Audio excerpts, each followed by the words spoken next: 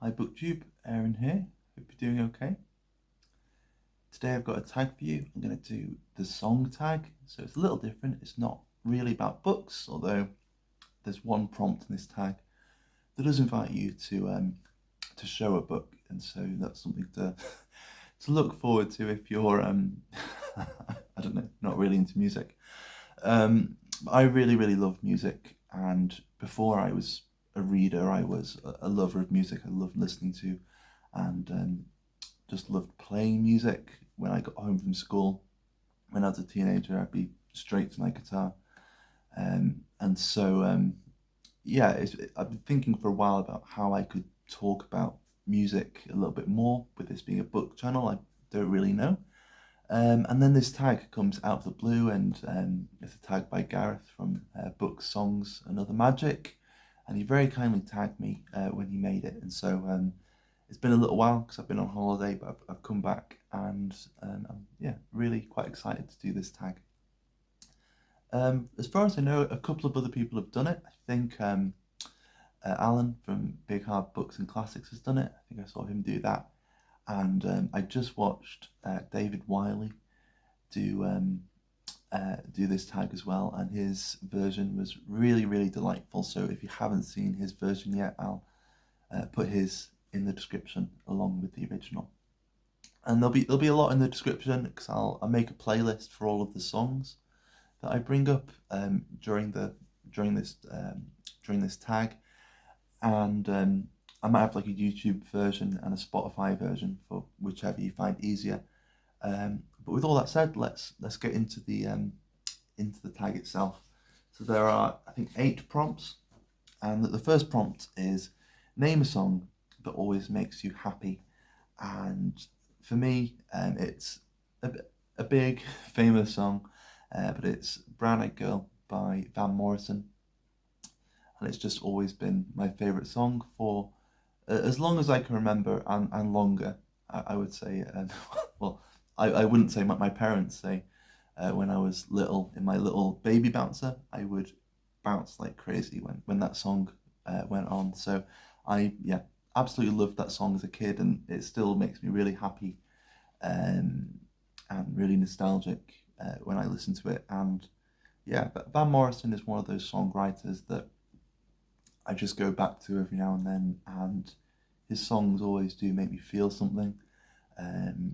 I think now, when I'm thinking of my favourite Van Morrison song, my favourite is probably Wild Night. I also love Caravan as well, but still, Brown Eyed Girl is my favourite song. So yeah, that's the song that always makes me happy. Number 2 is name a song that's a great fit for when you're in a pensive mood.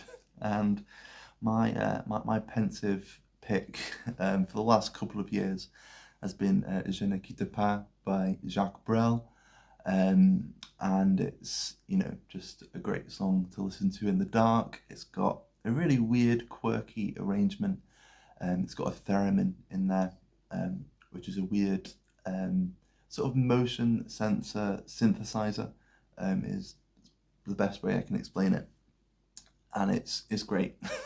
So yeah, check out Je ne quitte pas. It's a very famous song. Lots of great people have sung it. I think Edith Piaf has a version, and Nina Simone has a version.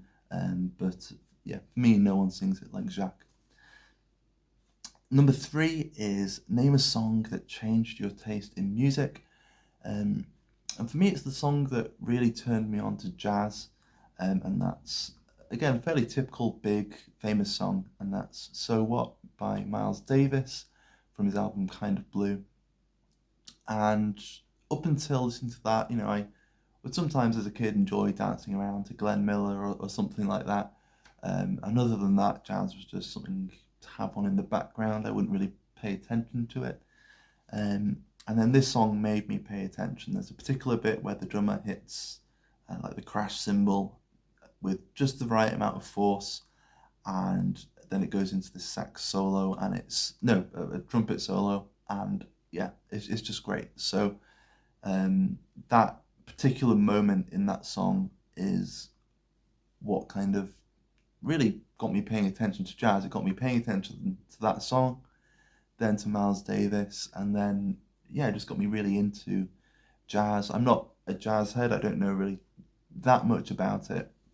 Not really a jazz musician, um, but a kind of jazz sensibility kind of guides my taste. And there's yeah, still a lot of jazz that I enjoy, and is really coming more and more to the forefront of what I enjoy in music. And staying in that kind of area, then prompt number 4 is to name a recent song that you've discovered and loved. And it's a song called Chaser by Mammal Hands, so it's sort of contemporary jazz. Um, and yeah, I don't really know really what to say about it. I'm sure it's a song that no one really knows. I just stumbled across it on a playlist on Spotify, and it's just really, really cool. It's just drums, piano, and saxophone. The piano is just doing this really simple, kind of minimalist stuff, and the saxophone is just sort of layering on top of that, kind of harmonizing with it. And if you want to get a bit geeky and music theory-ish, the piano and the saxophone are really in. It's one of those little musical illusions. They're playing 3/4 time. The drums are playing a 4/4 pattern over the top of it, and they link up because that's yeah. You can clap 3/4 time, and you can clap 4/4 time, and it's only a certain amount of time before they line up and then go out of sync and then line up again. And so yeah, that's just a little cool sort of quirky thing that I enjoy in that song. So yeah, that's a good one for the playlist because it's hard to explain just how good it is, but it gets to a particular zone and it's just really, really good. And I've got another one here. Um, I didn't. It's a fairly recent song. It's a couple of years old, and it's called "Days Like These" by Low. And I was introduced to this through a booktuber, a guy called Matthew. I think book, his channel was called something like Nightbird Books, something like that. He was making videos for about, I don't know, 6 months or a year or so, and then he sort of stepped away. So I think his channel's still there, but I don't think his videos are still up. But I can remember him sharing this song in a video. I can't really remember why. And I went and listened to it, and Low were a band I didn't really know.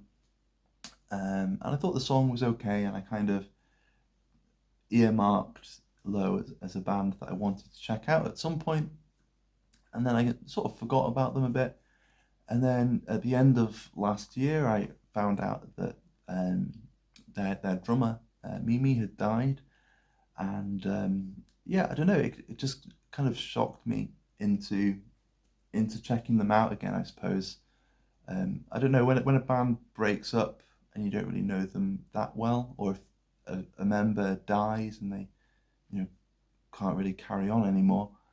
I don't know, it kind of reminds you that even if it feels like they're going to keep on making music, it's always going to be finite. There's always going to be a bookend, at the end of their output as a band or as an artist. And so yeah, it kind of encouraged me to go back and check out their music, and that song was where I started, and I listened to the album that was on, and yeah, I've just kept going back to them, and I really love them, and I really, really loved that song. I think it's the highlight of the album. It's really quite odd. The arrangement is really odd. It's really glitchy and weird, but it's a really beautiful song. So I'll have 2 for that prompt. Number 5, maybe one of the probably the highlight of this prompt for me is just to name 3 bands or artists that you love.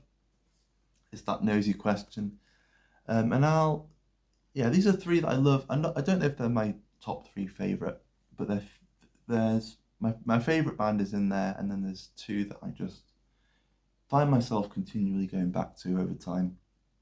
So I'll start with Glenn Hansard, so an Irish singer-songwriter. yeah, for a long time I didn't really know who he was, and he's famous for the soundtrack of Once. Um, but yeah, when I was at uni, I really got into Damien Rice, and he was just a very pure songwriter. I felt that there's something sort of edgy, a bit alternative to him, but he's a songwriter that really inhabits his songs and tells stories around his songs. And yeah, it just feels like sort of a very ideal kind of songwriter, at least to me. And I was listening to him a lot, and my sister was listening to him with me, and she'd already sort of discovered Glenn Hansard, and so she was like, yeah, this guy sounds a lot like Glenn Hansard. And I think they actually know each other and have sort of done stuff together.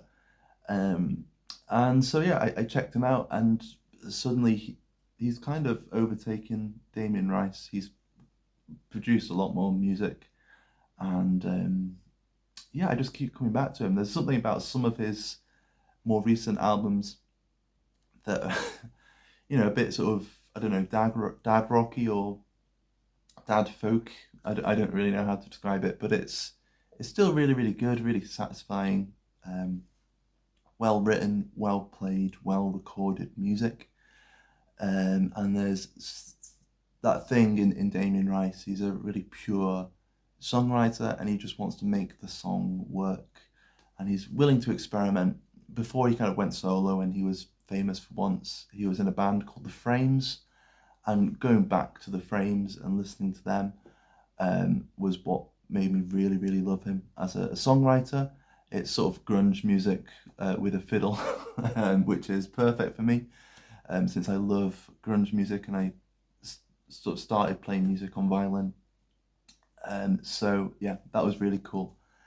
So I'll have a Frames song and a Glenn Hansard song in the playlist. I'll have my favourite song from each. Number two would be ADHD.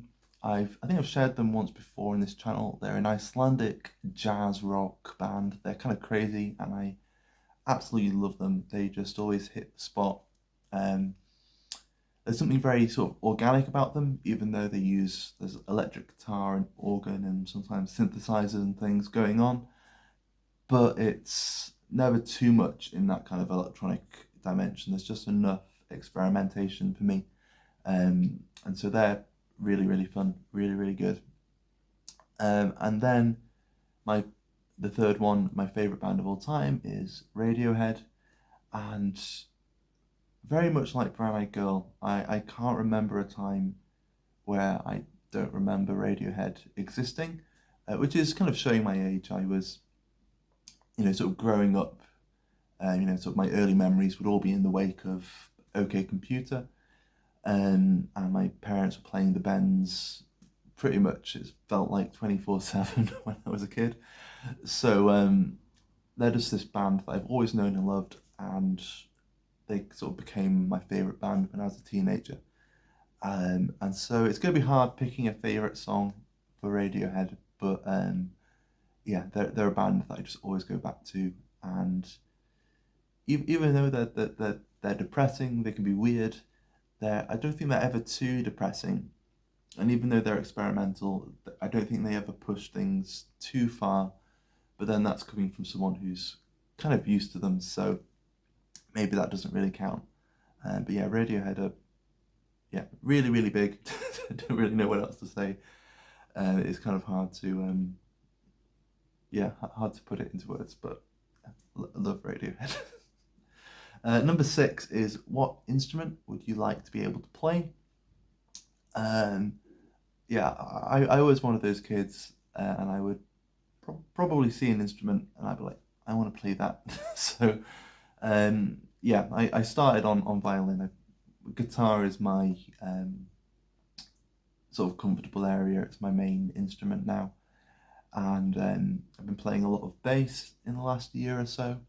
And I can play drums and I can play a bit of piano as well. I've been trying very slowly to learn some classical pieces by ear, which is not going very well. But yeah, I still enjoy playing piano. But yeah, I've got two instruments that I would like to play, two instruments that I've never picked up, never tried to play. So number one is the clarinet. I've never really got round to seriously trying a woodwind instrument or a brass instrument. So I think, but clarinet, there's something really relaxing about it as an instrument. And you know, as far as stringed instruments go, I'm fairly comfortable, so it's a bit different. Or there's the harmonium, which is just a great old folk instrument. You know, sort of related to the accordion. It's just got a bellow at the back that you know sort of push, and then a keyboard on the front. So you just you know sort of do the melodic part with one hand and the sort of mechanical part that makes it work with the other. And it's great for drones. So even though it's a European instrument, it made its way over to India, and it's become a massive part of Indian music because you can just get a note going forever on it. So it's great for Indian music. It's great for folk music, but it's yeah just a beautiful instrument and surprisingly versatile. I've heard it in quite a few different settings, and it's just something I'd love to get my hands on one of these days, and just see what I can do with it. So yeah, a harmonium would be pretty fun, but maybe clarinet. But then I always think, you know, I'd like to be better at banjo or mandolin or something, but or tenor guitar. But anyway, number 7. Moving on. Name a fiction book with music at the centre. And initially it was quite hard. So I don't really have a book with music at the centre necessarily, but it's music mentioned periodically throughout, and that there's a certain point right at the end of the book that's really important, a really pivotal part of the book, where yeah, music is just kind of pivotal and it brings an epiphany for the character, and that's Nausea by Jean-Paul Sartre, and it's just you know there's been this whole existential crisis for this character, and it's music that kind of makes this character realize that he can make his meaning and find his meaning in making stuff or in enjoying art and created things. And it's as he's coming to that realization, one of the best. I think one of the best portrayals of how it feels for music to be a really big part of your life. You know, it's not describing necessarily just how the music sounds or just how the music makes him feel. It's a deeper level than that. It's what the music means, you know. So it's again quite hard to put into words. I think Sartre does manage to put it into words. So that's my book for this tag. Is Nausea by Jean-Paul Sartre, and yeah, I think some of the best writing on music that I've ever read. And then finally, number 8, tag some people, and loads of people have been tagged, although I haven't seen too many people do it yet. A few people have, but not a lot have. But I will tag Adia from Novel Idea. I'll tag Summer from Sterling Reads, and I'll tag Peter from Pensively Reading, since there's that pensive prompt earlier in the tag. And so yeah, I'll tag you 3. But as always, if you haven't seen this tag yet, or you haven't been tagged in this yet, and you'd like to give it a go, then please feel free to do so. And if you don't have a channel, feel free to talk about music a bit as well as books, and feel free to let me know if there are any other books with music as a key part that you can think of, because I found that quite hard. And but I could remember, like, my favorite bit in Nausea is that moment of epiphany at the end, and so that was what kind of made this stand out. But other than sort of memoirs by musicians, when it comes to fiction, it was quite hard. So yeah, let me know if there are any others that you can think of. I mean, there's Proust, I suppose, with the little sonata, the little sonata. Anyway, I'm rambling, so I'll stop. Thanks for watching, and I'll see you soon. Bye bye.